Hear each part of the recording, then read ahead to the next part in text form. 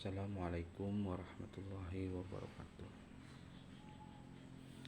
A'udzubillahi minasyaitonirrajim. Bismillahirrahmanirrahim. Rabbi shrah li sadri wa yassir li amri wahlul 'uqdatam min lisani yafqahu qawli. Amma ba'du. Yarfa'illahu alladhina amanu minkum walladhina utul ilma darajat. A'udzubillahi minasyaitonirrajim. Bismillahirrahmanirrahim. Teman-teman, sahabat-sahabat semuanya yang jauh di sana, yang dekat di sini semuanya, mudah-mudahan dalam lindungan Allah Subhanahu wa taala, yang menyimak dan menyampaikan mudah-mudahan menjadi amal jariah, amal yang selalu kelimpahan berkah, barokah. Tentunya menjadi amal yang selalu mengalir kepada kita walaupun kelak kita sudah tiada, walaupun kelak kita pulang, manfaat kita, kesempatan kita, amal kita mudah-mudahan bisa kita nikmati walaupun kelak sudah di akhirat nanti. Dan teman-teman, sahabat-sahabat semuanya, kita tidak akan pernah lepas dan tidak akan pernah lalai atau terhindar dari sebuah namanya kematian. Kematian itu merupakan hal yang wajib untuk kita lewati, salah satu menuju akhiratnya, menuju pencipta dan Tuhannya. Karena dengan kita melewati pencipta dan Tuhannya ini, maka kita akan bisa dianugerahkan surga oleh Allah atau dianugerahkan neraka oleh Allah. Dan itu bisa hal yang bisa kita banggakan, hal yang bisa kita banggakan, hal yang bisa kita syukuri kalau kita ada waktu dan sempat masuk surganya Allah Subhanahu wa taala. Amin ya rabbal alamin. Nah, yang akan kami sampaikan pada sore hari ini rame ya di media, bahkan di kabar berita, bahkan terakhir barusan saya ngaji juga di YouTube-nya Adi Hidayat, Ustadz Adi Hidayat. Di YouTube-nya Ustadz Adi Hidayat itu ramai dan ada video ya, ada video judulnya sepulang umroh murtad ya, sepulang umroh murtad dan sepulang umroh itu murtad dan keluar dari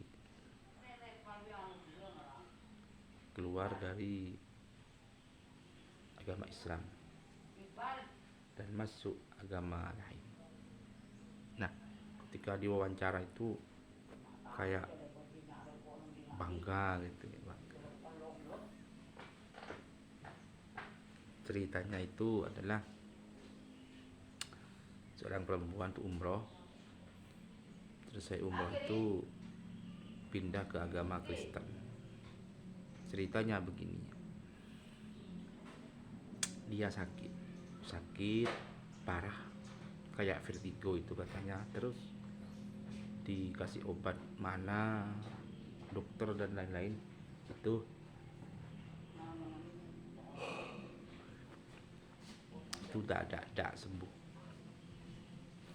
tidak sembuh dan tidak ada jalan menuju kesembuhan itu. Sampai pergi ke dukun, sampai pergi ke orang-orang pintar ya, dukun, tidak ada harapan untuk sembuh, malah tambah parah. Dia orang Islam. Nah, akhirnya ketemu dengan teman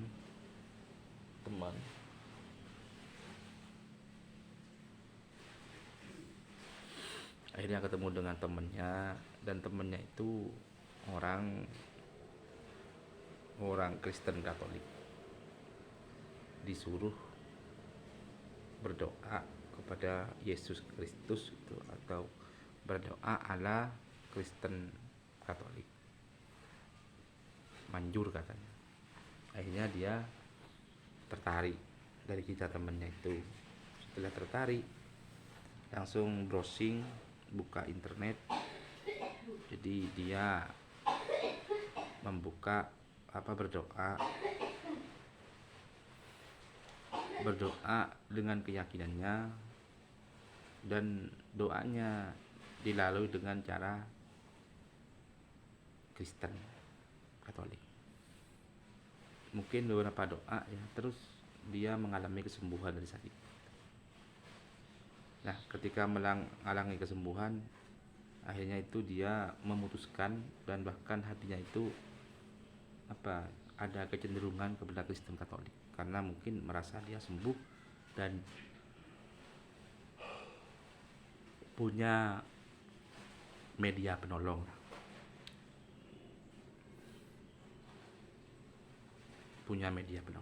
Akhirnya dia memilih dan meyakini Kristen Katolik. Dia memeluk Kristen Katolik. Bahkan dia datang umroh. Selesai umroh dia sakit dan memeluk agama Kristen Katolik. Bukan malah menjadi umroh makbul, tapi datang umroh malah dia memeluk agama Kristen. Nah, jawabannya apa dan bagaimana pembahasannya, apa yang saya ceritakan tadi, dan solusinya bagaimana, dan yang perlu kita ketahui itu apa, begitu. Ini kayaknya penting untuk kita bahas, ya. Jadi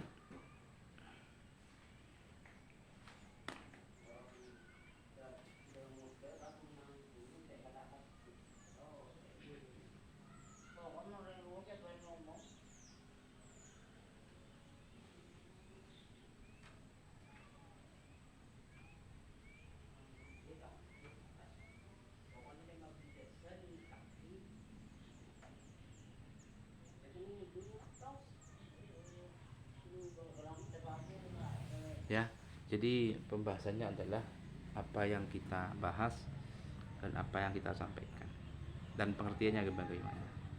Kenapa kok orang-orang umroh itu sampai malah bukan meningkatkan imannya sampai kepada memeluk agama Kristen? Nah, pengertiannya begini, sahabat. Pengertiannya begini.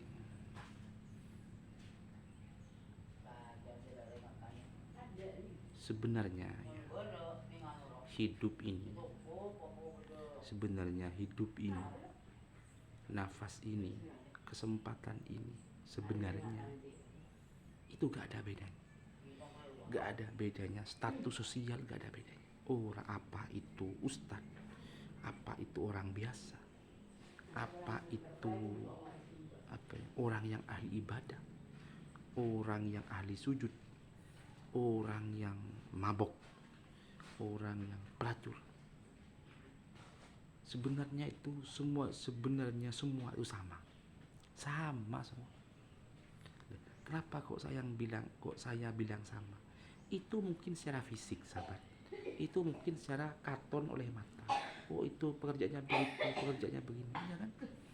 Tapi yang asli tahu kondisinya orang itu dengan begitu, itu kan hati. Yang membedakan itu hati. Jadi yang membedakan itu hati, dan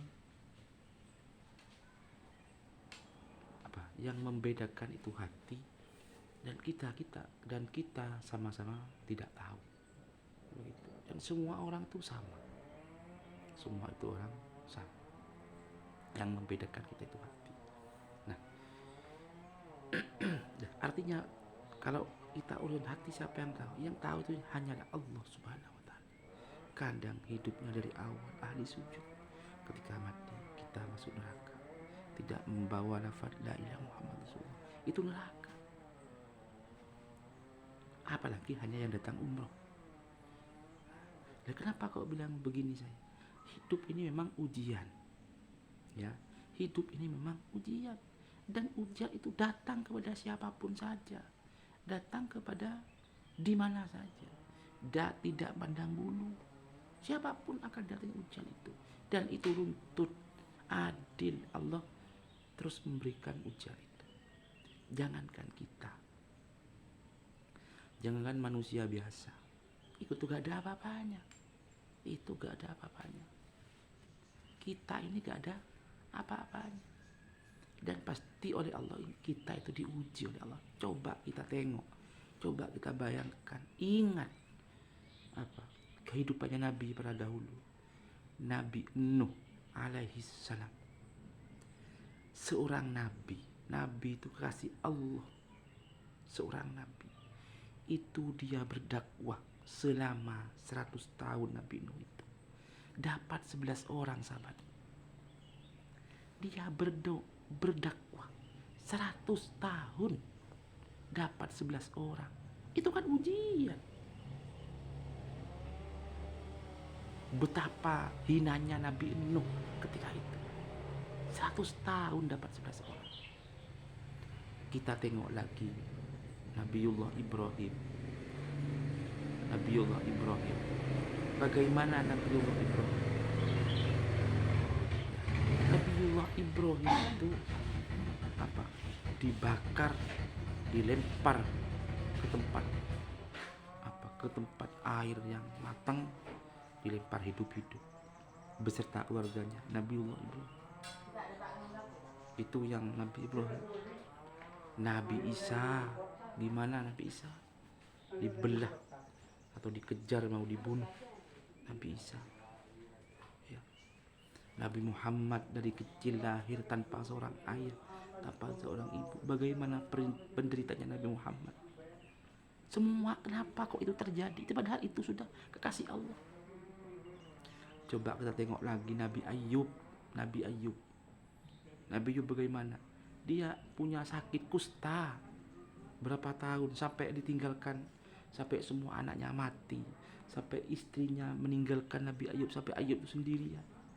Karena marahnya Nabi Ayub sampai apa istrinya mau dipukul 100 kali ketika balik, sampai istrinya menjual rambutnya karena tidak ada yang mau dimakan lagi oleh istrinya Nabi Ayub itu. Kenapa itu kok bisa terjadi sahabat? Kenapa kok bisa itu terjadi saudaraku? Kenapa? Karena hati ini diuji oleh Allah. Hati ini diuji memang oleh Allah. Kita itu diuji sakit, diuji takut, diuji harta, diuji anak, diuji istri. Coba kita ingat kadang-kadang dalam kehidupan sehari-hari kita. Kadang-kadang kita bertengkar dengan istri, bertengkar dengan anak.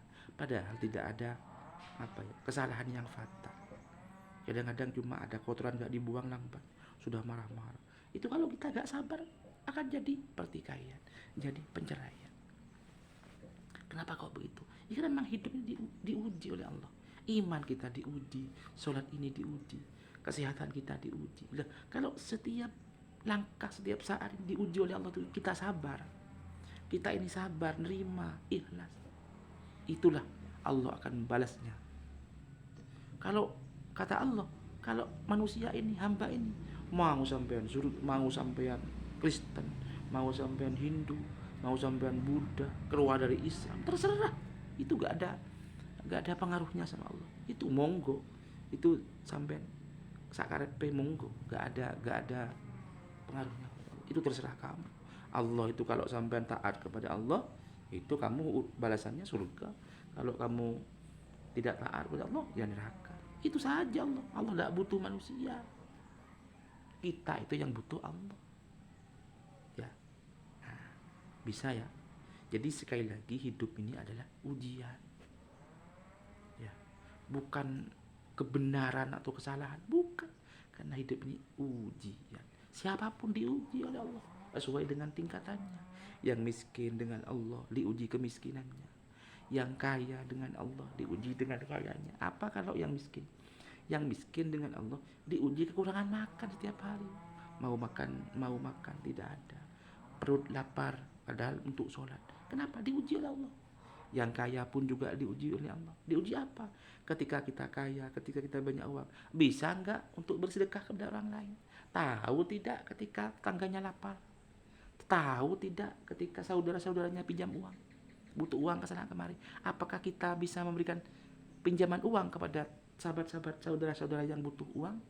Kalau sampai punya banyak tidak bisa ngasih pinjaman kepada saudaranya, itu berarti ujiannya tidak lolos. Yang cantik diuji kecantikannya oleh Allah. Banyak orang yang senang, banyak orang suka. Bisa saja kecantikannya jadi pelacur, karena banyak orang suka. Iya kan?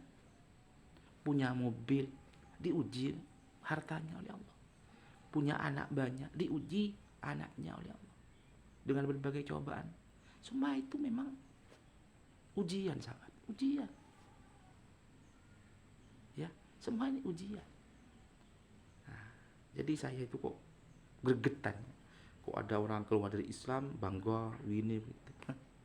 Ya sudah terserah itu. Bukan Allah tuh membiarkan orang-orang itu membiarkan. Terserah. Ya, itu urusan kamu. Kalau kamu mau nyembah Allah ya silakan. Enggak mau enggak apa-apa. Allah enggak butuh manusia, tapi kita butuh Allah Subhanahu wa taala. Mudah-mudahan hidup ini kelimpahan rahmat, kelimpahan hidayah. Yang penting dalam hidup ini hidayah dari Allah Subhanahu wa taala. Mudah-mudahan hidayah ini selamanya istiqomah dalam hal yang positif untuk terus bisa menggapai ridho Allah Subhanahu wa taala. Karena dengan ridho Allah Subhanahu wa taala, insyaallah hidup ini akan lebih mudah untuk masuk surganya Allah Subhanahu wa taala. Insyaallah kalau surga, kalau sudah membawa lafaz la ilaha illallah, dapat ridhonya Allah, insyaallah akan selamat di dunia dan akhirat. Amin. Mudah-mudahan ya. Tetap salam sehat, salam sukses. Mudah-mudahan berbagi-bagi ini, bagi-bagi waktu dan bagi-bagi cerita ini, mudah-mudahan kita akan menjadi hal yang bermanfaat untuk semua. Amin ya rabbal alamin. Mungkin itu yang bisa kami sampaikan. Kurang lebihnya kami mohon maaf yang tidak terkira. Kami akhiri wallahul muwaffiq ila aqwamit thoriq. Assalamualaikum warahmatullahi wabarakatuh.